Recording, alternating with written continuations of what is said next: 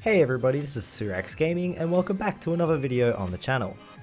In today's video, I kind of wanted to follow up on a recent video that I did about 10 days ago now, just where I kind of showed off an exploit a lot of people were using to gain XP really quickly through the Invasion Seasonal Tower, and I just wanted to kind of make a follow-up video just explaining about where I've come to since then, and just also talk a bit about the grind essentially in this game.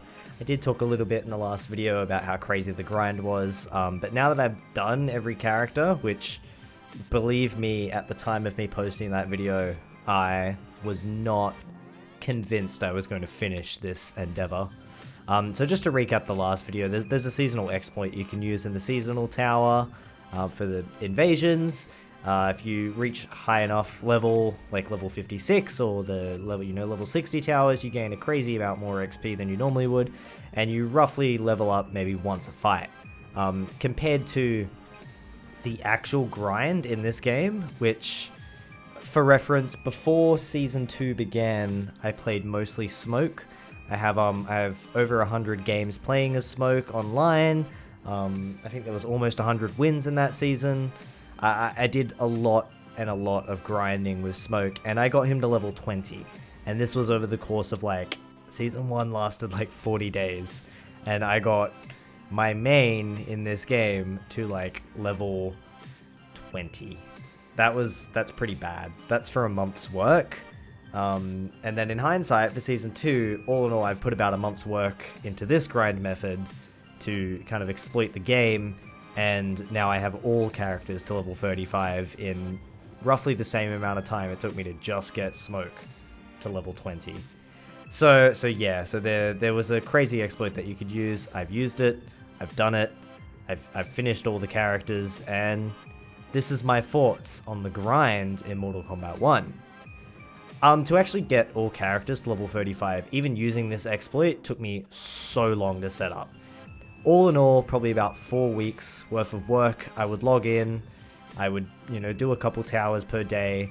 I tried to make it so that each day I progressed at least 5 or 10 towers, or at least just went until I got frustrated.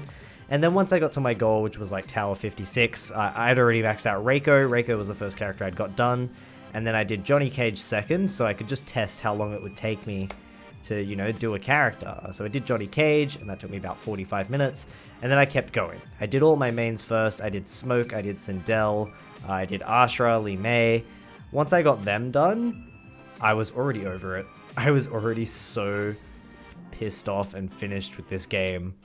And it was taking me so long to get everyone done. And then I uploaded the video, and in a lot of the comments, I was kind of like, yeah, I might see how I go for the last couple characters, but I kept going after that point anyway. I did about 1 character per day. Some days I did 2, and then once I got through all of the characters that I actually like playing, I was kind of like, alright, I might stop here. But I was pretty much halfway done. So because I hate myself, I decided that I was going to keep going, and I kept doing 1 character a day, and I got to the characters that I don't like playing. Characters like Rain, characters like Kitana, characters like Shang Tsung, and they took me a bit longer. And I accidentally beat tower level 56, so I went a bit higher, and the towers got a bit harder, until I reached tower 68, as a commenter suggested, and I just farmed Reptile for about... on that tower, I managed to get it down to probably about 35 to 40 minutes per character, and these were just characters that I didn't really care about anymore. But I did it.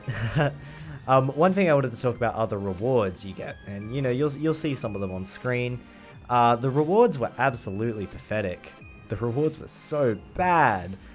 For the first 18 levels, you just get a bunch of brutalities that you can already do without the move list, and the fatality as well. The fatality is like a level 15 unlock. And then at level 18, you get pretty much the only good reward for the entire character mastery, which is their Union of Light skin. And that's it. You don't get the Order of Darkness skins that are already in the game because they're being held back for an Invasion season. And all of the stuff from Invasions is just recolors anyway. So you don't really, by this point, if you had played any Invasion season, you would have already unlocked a recolor shader of the Union of Light skin anyway. But this one gave you the main, default skin.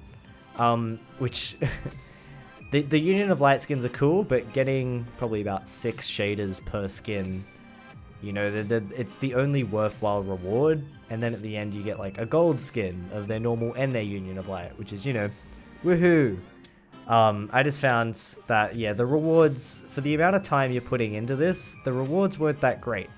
And it would have been good if maybe, you know, we also got the Order of Darkness skin for these characters throughout the mastery, or we got, I don't know, maybe we just got some other unique kind of, just anything to sweeten the deal. We definitely got some gear, but, you know, we didn't get much gear. The grind and the rewards in this game were definitely worse than MK11 in terms of, you know, the time that you have to invest and the quality of just the amount of work you have to put in to get such kind of lackluster rewards back. Yeah, that kind of sucked. But you definitely had more ways in this game to earn this XP than MK11. In MK11, you just had to go to the towers and you just had to do every single tower and hope that it gave you the gear you wanted. And you had to wait for them to come around, and that also sucked. Don't get me wrong, we'll definitely make a video about some of the MK11 stuff eventually.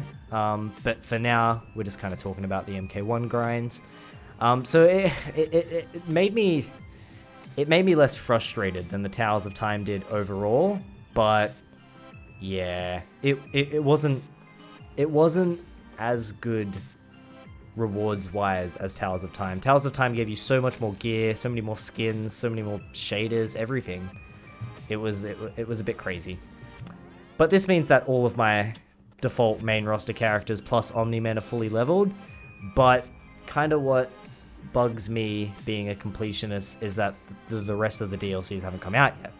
So I'm gonna have to do something, because I'm gonna want to get Quan Chi, I'm gonna want to get Ermac, I'm gonna want to get bloody Peacemaker to level whatever level you can take them. But I will never do this again. I will never do this seasonal tower exploit again. It was super draining, and it honestly made me kind of hate the game while I was playing it. And I feel bad for anyone who is still grinding out their characters the legit way and doesn't use the exploit, because, you know, it's been like 2-3 months since the game came out, and I can't imagine how much game time you would have to invest in order to max out these characters the legit way that NRS wants you to do it. And I definitely won't be doing this for the DLC. I don't know what I'm going to do to get Quan Chi to level 35, but, you know, we'll figure that out when he comes out next week. Well, guys, that brings us to the end of this video. Let me know in the comments down below what you think of the grind in this game and how you would change it. Me personally, I wouldn't really... I definitely would reduce the grind, but I would make the rewards better. Because if we're going to be doing this ridiculous grind, we got to get a bit more out of it per character. 2 skins and a bunch of shaders and maybe 5 or 6 gear pieces.